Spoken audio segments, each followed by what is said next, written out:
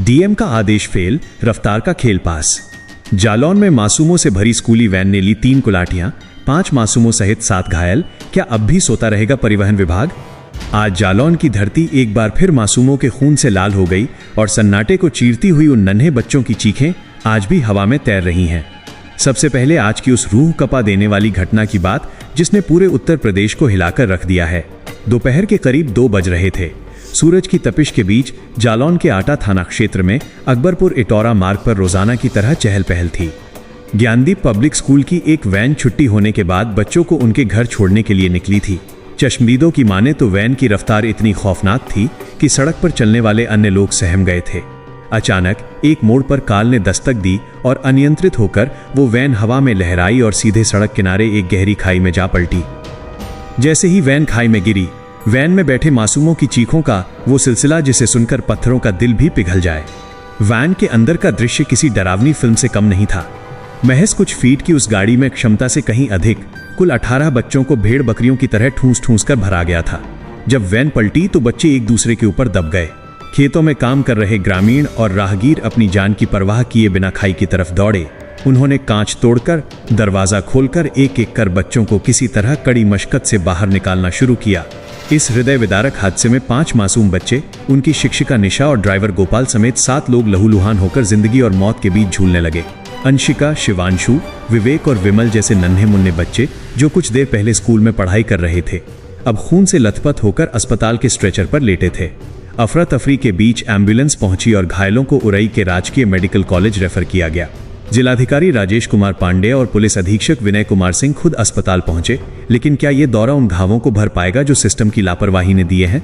हैरानी और गुस्से की बात तो ये है कि ये हादसा उस वक्त हुआ जब जिला प्रशासन बड़े बड़े दावे कर रहा था। अभी कल ही, जी हाँ, ठीक एक दिन पहले जिलाधिकारी ने उन मौत के सौदागरों पर सीधा प्रहार करने का आदेश दिया था जो स्कूली बच्चों की जिंदगी से खिलवाड़ कर रहे हैं। जिलाधिकारी के कड़े निर्देश अभी फाइलों से बाहर निकल ही रहे थे। सरकारी दफ्तरों में आदेशों की स्याही अभी सूखी भी नहीं थी कि आज ये हादसा हो गया। जिलाधिकारी ने साफ लफ्जों में परिवहन विभाग, पुलिस और शिक्षा विभाग को ज्वाइंट ऑपरेशन चलाने को कहा था।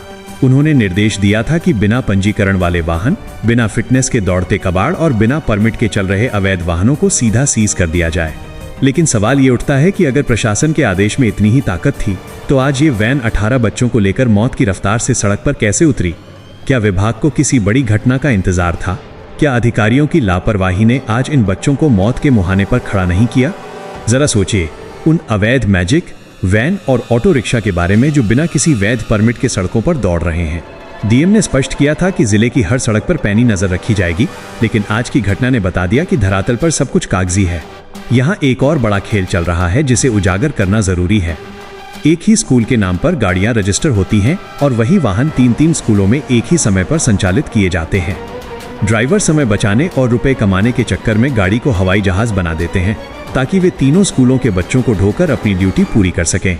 जल्दबाजी की इसी होड़ में मासूमों की बलि चढ़ाई जाती है।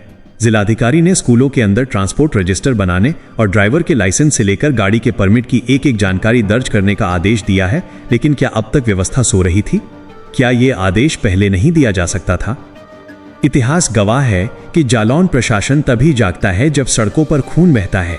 क्या आपको कदौरा थाना क्षेत्र के बड़ा गांव वाला वो खौफनाक मंजर याद है जब 30 फीट गहरी खाई में एक स्कूली वैन 3 कुलाटियां खाकर पलट गई थी? उस वक्त 26 बच्चे मौत के मुंह में थे। उस समय भी प्रशासन ने इसी तरह के कड़े आदेश दिए थे, इसी तरह की चेतावनियां दी गई थीं। लेकिन समय बीतने के साथ सब कुछ फाइलों में दब गया। न परिवहन विभाग चेता और न ही पुलिस ने गंभीरता दिखाई।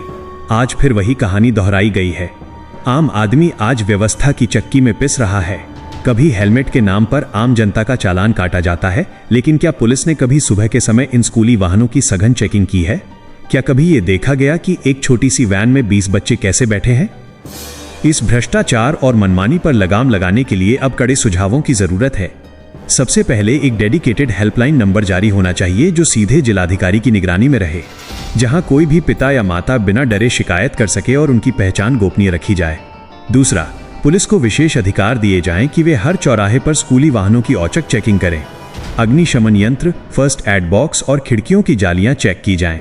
हर स्कूली वाहन में जीपीएस ट्रैकिंग और पैनिक बटन अनिवार्य होना चाहिए।